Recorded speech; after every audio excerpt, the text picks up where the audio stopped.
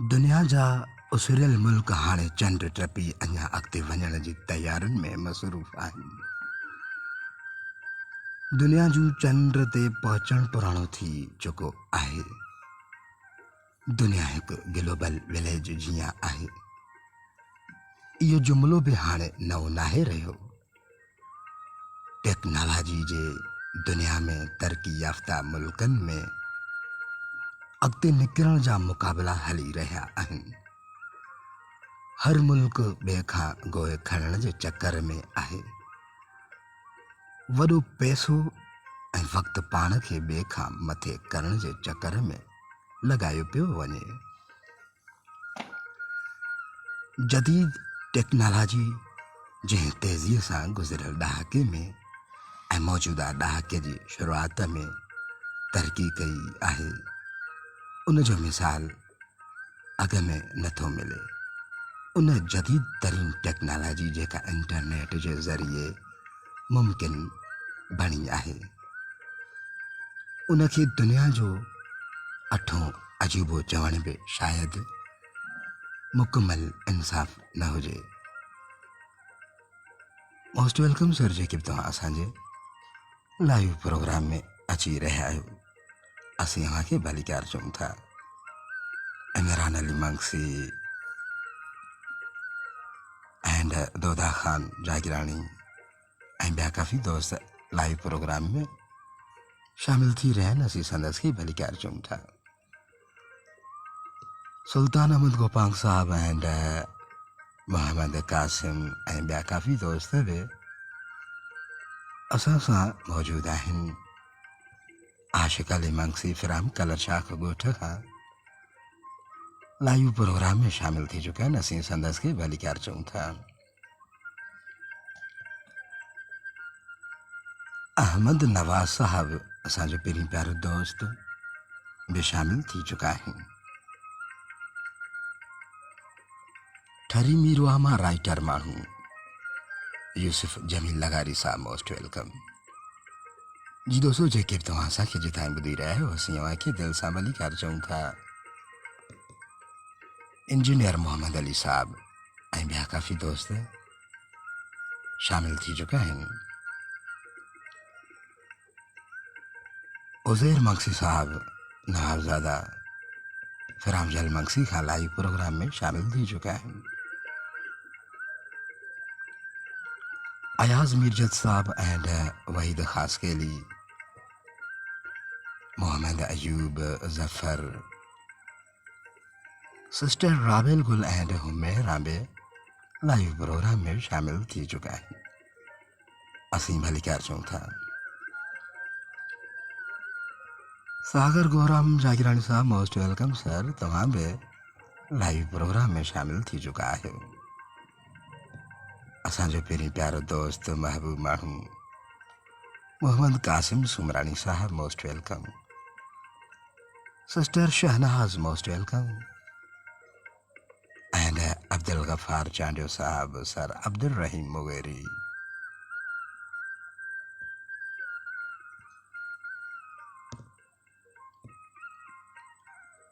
Sir Mohammad Khan Muledi Sahab असांजो दोस्त महबूब माण्हू, वो कमेंट में लिखनि था त अस्सलाम वालेकुम। वालेकुम सलाम रहमतुल्लाह सर मोहम्मद खान। सर मोहम्मद खान मुलेदी साहब, कहिड़ा हाल आहिनि साईं? कीअं आहियो? ख़ुशि आहियो? असीं दुआ कयूं था त शाल सदाईं आबाद ऐं ख़ुशि हूंदो। असांजूं दुआऊं अव्हां सां गॾु आहिनि। हक़ मंगसी साहब लाइव प्रोग्राम में शामिल थी चुका आहिनि फिराम दुबई अरब इमारात मां। सर मोहम्मद खान मुलेदी साहब असांजो पहिरीं प्यारो दोस्त अरबाब साहब के सलाम अर्ज़ ज़रूर कजो।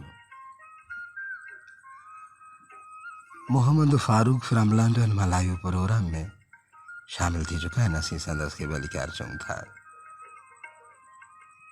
अच्छा, असांजो दोस्त इमरान अली वो कमेंट में लिखनि था त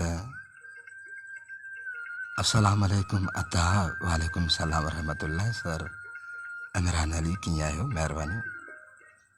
अदा, ठीकु आहियो? हर थोहर घर झूपड़ा बारण जीअं बोह वटां मींहुं मली रते टहके निकिता ठोह रात बि मुंहिंजे रूह सुती सांगी सारिया। शाह अब्दुल लतीफ़ भुट्टाई रहमतुल्लाह महिरबानी सर। हक मंगसी साहब फिरम दुबई अरब इमारात मां वो लिखनि था त अस्सलाम वालेकुम। वालेकुम सलाम रहमतुल्लाह। महिरबानी सर। हक मंगसी साहब। अहमद नवाज साहब पेरी प्यारे दोस्त महबूब माण्हू वो कमेंट में लिखनि था त अस्सलाम वालेकुम। वालेकुम सलाम रहमतुल्लाह। महिरबानी सर। अहमद नवाज मोगेरी साहब महिरबानी। फिदा हुसैन हाय लिखनि था वंस अगेन नाइस। जी दोस्तों अॼु असांजो मौज़ू टॉपिक तमामु बहितरीनु आहे। मोहम्मद ख़ान बुलेदी साहब महिरबानी करे तव्हां कंटिन्यूअसली करे ॿुधिजो त हिकु चाचो ख़्वाबु ॾिसे थो ऐं पंहिंजे भाइटे खे भड़काए थो। उन बाबति असीं अव्हां सां मुख़ातिब आहियूं। ज़रूरु ध्यानु ॾेई ॿुधिजो। त हाणे चाचो पंहिंजे भाइटे खे चए थो त राति पिणे ख़्वाब में आयो। जी चाचा। हा पर ॾाढो ॾुख वियल हो ॾुखायल हो अव्हां वटां। चयईं पई त पुट कल्याण न कयो। कल्याण अलाए कहिड़ी ॻाल्हि जो पलो जो माना हिन जी बेगुनाही क़तल जो पलो। चाचा पलो कयां त घर जो टिभो ऊंधो करियां न। इहो कीअं पल जो कयां त मां त जेल वञा न। पुठियां पंहिंजे ज़ाल ॿिनि ॿारनि समेत पेकनि वञे। माउ मामनि जे दर ते धिका खाए। ईअं न।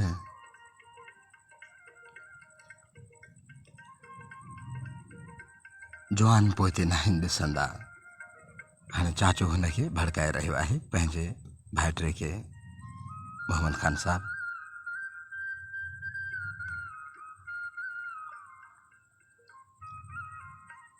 मोहम्मद ख़ान साहब महिरबानी। अहमद नवाज साहब अव्हांजो कमेंट पढ़ूं था पिया सर। जवान पोइते नाहिनि ॾिसंदा ऐं हर मुश्किल मरहले मां शींहं जी दिलि करे निकिरी वेंदा आहिनि। हाणे हू भाइटो पंहिंजे चाचे खे जवाबु ॾींदे चवे थो त शींहं खूनख्वार जानवर आहे। मां इंसान रहण थो चाहियां चाचा।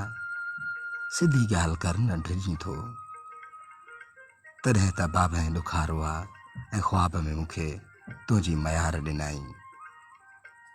चाचा बाबे जी त फितरत मूंखे ख़बर हुई। चाचा बाबे जी त फितरत मूंखे ख़बर हुई।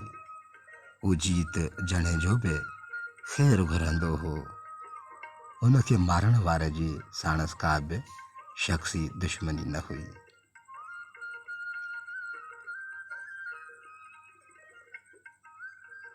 मोस्ट वेलकम सर जेके बि तव्हां असांजे लाइव प्रोग्राम में अची रहिया आहियो।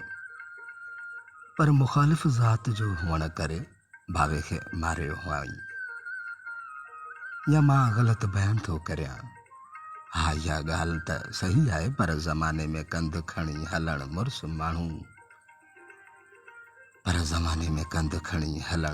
माण्हू जो ज़िमेरी में थो अचे ऐं कंधु झुकाइण हलण बुज़दिली जो। सो न कतां इहो मेर लाहे पीउ खे ख़्वाब में ॾुखारो न कर। मोहम्मद ख़ान साहब हाणे चाचो पंहिंजे माना भाइटे खे भड़काए रहियो आहे। ख़ुशी ॾे ऐं ख़ुशी हुनजो पलो कर ऐं ख़ुशी ॾे ख़ुशी हुनजो पलो करण सां ई हुनखे मिलंदी। मुंहिंजा बच्चा स्कूल में पढ़नि था। मां उन्हनि खां कलम किताब खसे उन्हनि जो उजूरो मुस्तक़बिल जी हालत जे रस्म वरझाई तारीख़ हवाले न कंदुसि। ठीकु आहे बाबे जो कातिल ज़मानत ते जेल खां ॿाहिरि आहे।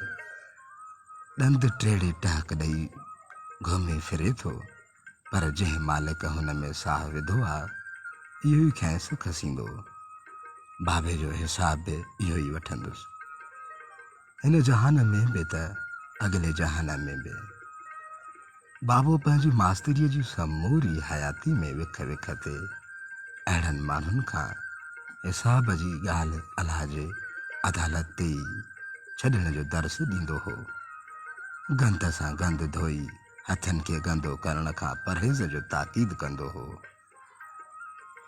सो बाबा जे ख्वाब जे तूं पंहिंजी सोच वारी अहिड़ी भवाइती तस्वीर मूंखे वरी कॾहिं बि न ॾेखारिजांइ, चाचा साईं भुलिजी बि न ॾेखारिजांइ। अच्छा, असांजो दोस्त महबूब माण्हू अहमद नवाज़ साहब असांखे कंटिन्यूअसली ॿुधी रहिया आहिनि, महिरबानी।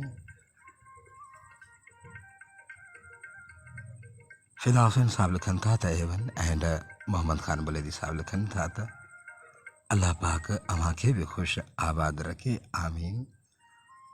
महिरबानी सर मोहम्मद खान बुलेदी साहब, तव्हां लालू राव खां असांखे ॿुधी रहिया आहियो, सुहिणा माण्हू।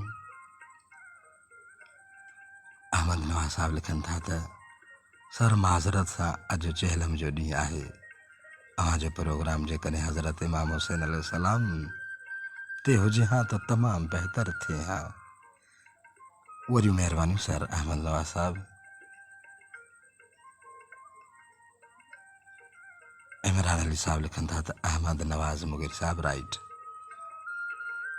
सर अहमद नवाज़ साहब अॼु असांजे भरिसां इमाम बारगाह में तमामु बहितरीनु प्रोग्राम थिया ऐं असां नाचीज़ वॾी शख़्सियतुनि जो किथे बयानु करे सघंदासीं। वरी महिरबानी मोहम्मद इदरी साहब लिखनि था सर 10 मुहर्रम ते असीं हज़रत इमाम हुसैन अलैहिस्सलाम जी ज़िंदगी बाबति ॿुधायो हुयोसीं। वरी महिरबानी मोहम्मद इदरी साहब लिखनि था त good work, bundle of thanks for that. Sir असांजो दोस्त किथे आहे? डॉक्टर ज़ाहिद साहब मोहम्मद फारूक फ्राम लंडन मां लाइव प्रोग्राम में शामिल थी चुका आहिनि। असलम मंगसी साहब फ्राम कंबर खां असांजो बहितरीनु दोस्त। मोहम्मद खान साहब कहिड़ा हाल आहिनि, कीअं आहियो? सर अॼु असांजो इहो ई कहाणी हुयो जेको असीं अव्हांखे ॿुधायोसीं। वधीक अव्हांखे ॿुधाईंदा हलूं त सोशल मीडिया उहे कम एतिरो त सवला बणाए छॾिया आहिनि, उनजो तसवर नथो करे सघिजे। उसिरियल ऐं उन जा इदारा या आम शहरी सोशल मीडिया ज़रिए वॾा वॾा कम ऐं मनसूबा जोड़े रहिया आहिनि, उन मां वॾो फ़ाइदो हासिल करे रहिया आहिनि, जंहिंसां न रुॻो उहे तरक़ी जे अमल वसीले मुल्क जी ख़िदमत करे रहिया आहिनि, पर पंहिंजे रोज़गार में पिणु इज़ाफ़ो करे रहिया आहिनि।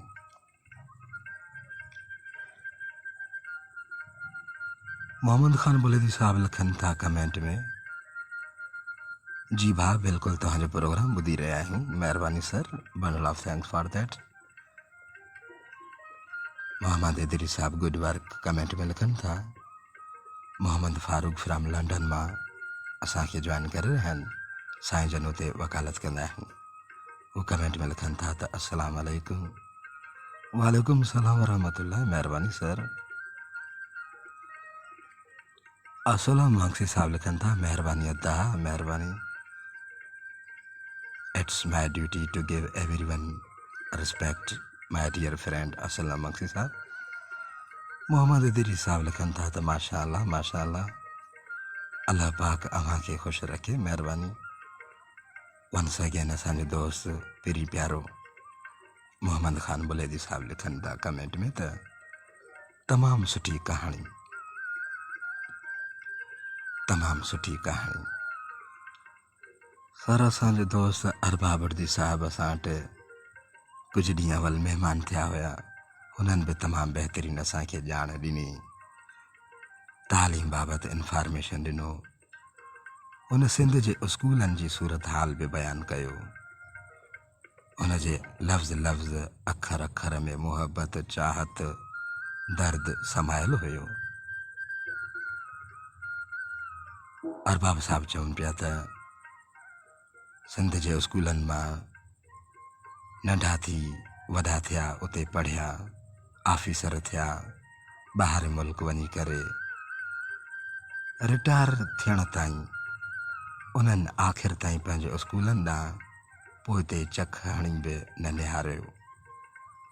उन्हनि माण्हुनि ॾांहुं मूंखे शिकायत आहे जॾहिं त उन्हनि स्कूलनि में अॼु ताईं मेहुनि जा वाड़ा बोह ऐं नाकाम थी चुका आहिनि उहे स्कूल।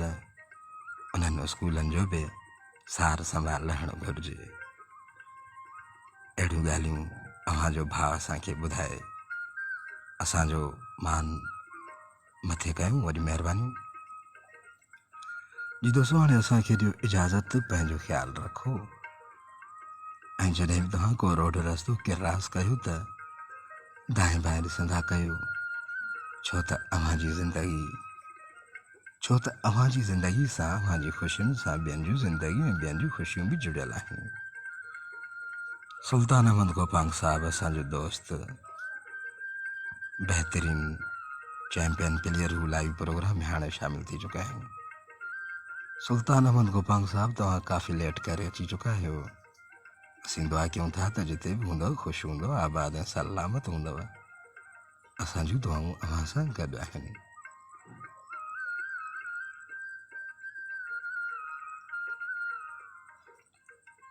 मोहम्मद ख़ान बुलेदी साहब वंस अगेन असांजे कमेंट में दिलियूं मोकिले रहिया आहिनि, वॾी महिरबानी सर। मोहम्मद ख़ान साहब, सुल्तान अहमद गोपांग साहब कुछ टाइपिंग करे रहे हैं, लिखी रहे हैं। आसिफ मंगसी साहब शामिल थी चुके हैं।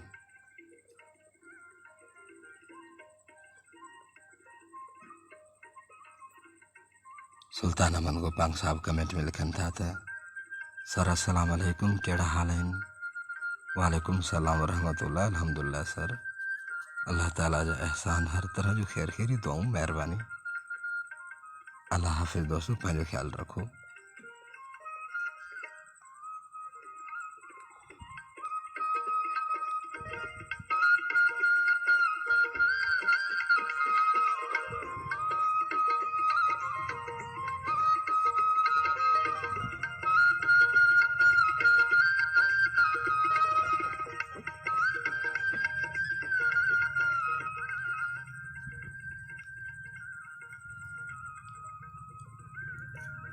इरफान गुल साहब कमेंट में लिखन था त सलाम अलैकुम, वालेकुम सलाम वरहमतुल्लाह, महिरबानी।